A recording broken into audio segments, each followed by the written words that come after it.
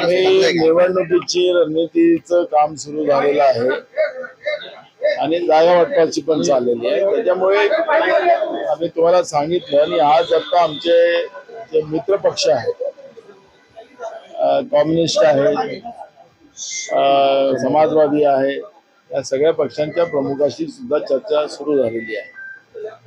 त्यामुळे ही सध्या पुन्हा पुढच्या आठवड्यामध्ये अजून आम्ही बसू आणि आमचा प्रयत्न आहे की दसऱ्यापर्यंत हे कसं पूर्ण नेता येईल।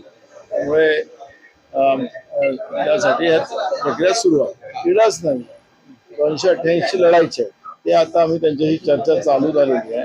त्यामुळे त्यांच्या समजून त्यांना त्या पद्धतीचं मेरिटच्या आधारावर निर्णय घेतले जातात। आम्ही सगळीकडेच महाविकास आघाडी मोठा भाऊ राहणार, सगळीकडेच म्हटलं ना, आम्ही 288 जागेवर आम्ही सगळे लढणार आहोत। त्याच्यामुळे आमचा प्रश्न विदर्भ किंवा पश्चिम महाराष्ट्र नाही आणि त्यामुळे हे सगळे वाद कुठंच नाही, वाद ते आमच्या विरोधकांमध्ये आहे। आम्ही आरोप नाही केला, वस्तुस्थिती मांडलेली आहे। सरकार आहे त्यांनी राज्यात किती आणि विधानसभेत प्रश्न विचारलेला आहे। आम्ही हे काही आता लाडकी बहीण आली म्हणून आम्ही विचारला असा प्रश्न नाही आहे। चोराच्या मनात चांदण्या हे सरकारच मताच्या राजकारणासाठी कुठल्याही लेवलवर जाऊ शकतं, या सरकारने अनेकदा दाखवलेलं आहे। पण जे काही आम्ही विधानसभेत प्रश्न विचारले ते अनउत्तरित आहेत। राज्यामध्ये मोठ्या प्रमाणात महिला बेपत्ता झालेल्या आहेत, ते सरकारने पण मान्य केलेलं आहे विधानसभेच्या रेकॉर्डला। त्याच्यामुळे त्या योजनेला बदनाम करायसाठी नाही, यांच्या मनात असं आहे की आम्ही काहीच केलं नाही, आम्ही महाराष्ट्र लुटला, बहिणींना लुटलं, शेतकऱ्याला लुटलं, तरुणांना लुटलं, गरीबाला बर्बाद केलं आणि त्याच्यामुळे एक योजना घेऊन असं जे मटकतात आहेत हे लोक आपल्या भाषेमध्ये, त्यांना आता त्याच्यातही काही नाही। बहिणींनी आता यांना उत्तर द्यायला सुरुवात केलेली आहे।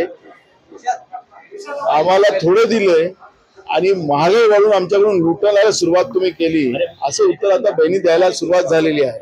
दाजीचं काय, आमच्या मुलांचं काय, ह्या प्रश्न आता लाडक्या बहिणी विचारायला लागलेला आहे।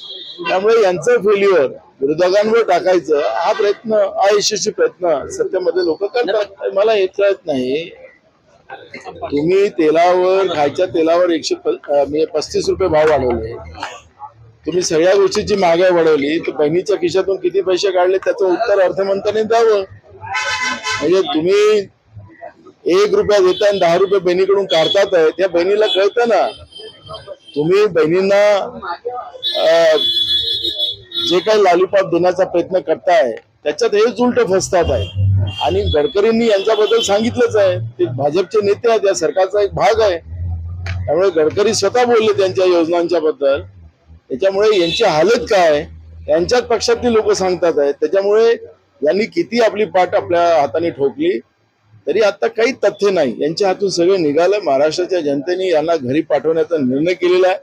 हे किती सोंग करतील, किती जनतेची आज लूट करायचं जाहिरातबाजीमध्ये, यांनी करावं, कारण की यांना थांबवू शकत नाही। यांनी बेशरमी हातात घेतलेली आहे आणि एकीकडे लूट जी माजवलेली आहे जनतेची महागाईच्या रूपानं, त्यामुळे जनता यांना आता घरी पाठवण्यासाठी तयार बसलेली आहे, फक्त निवडणुकीची वाट पाहत।